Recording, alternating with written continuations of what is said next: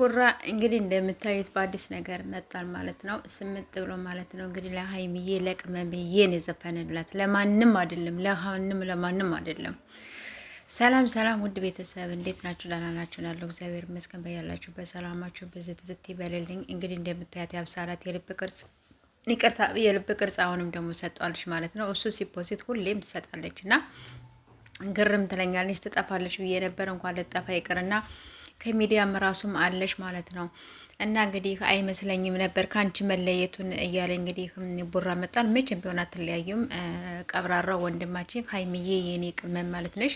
ሁለታችሁ መቼም ቢሆን አትለያዩም ብዬ ነው የምላችሁ የኔ ውዶች፣ የኔ ጠንበለሎች። እና እንግዲህ ቡራ እንግዲህ እንደምታዩት እንግዲህ ሀይሚዬን እያየ ነው። ሀይሚዬን እያየ ነው እንግዲህ ተሰምጦ ማለት ነው። እንግዲህ በስልኩ እንዲህ ፍጥጥ አድርጎ እንግዲህ እያየ ማለት ነው። ሀይሚዬ የኔ ውድ የኔ ቅመም የት ነሽልኝ? ነይልኝ እያለ ነው እንግዲህ። ምን ትላላችሁ ጋይሶች? እና እንግዲህ ቡራ በዚህ መልኩ መጣል ማለት ነው። እንግዲህ ያሳቃችን ምንጭ እንግዲህ ያት እስቲ ሀይሚዬ ማለት ነው እንዴት እንደምትስቅ አቤት ፈገግታ ትላላችሁ። እና የኔ ውዶች ማለት ነው። ኮሜንታተሮችም ደግሞ ተረጋጉ።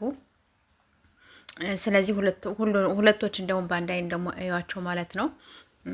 ስለዚህ እነሱ የሚፈልጉት የእናንተን አንድነት ነው። በቃ እነሱ የሚፈልጉ ሀይሚዬም ሆነም ቡራም የእናንተን አንድነት ነው እነሱ የሚፈልጉ። ስለዚህ ተረጋጉ ነው የምለው። እየነጣጠላችሁ ምን እያላችሁ ደግሞ ያው በቃ በሂደት አድርጉ የእነሱን ማለት ነው። እነሱ መጣላት የእነሱ ክፍተት መስጠት እኛ ቦታ እየሰጠናቸው ነው ያለ ነው እና ስለዚህ እናንተ ደግሞ ያለባችሁ ደግሞ አንድነት ለማድረግ ብቻ ሞክሩ ማለት ነው። እነሱን እኛ ማለያየት ደግሞ የለብንም፣ ክፍተት መስጠት ደግሞ የለብንም ለሁለቱ ማለት ነው።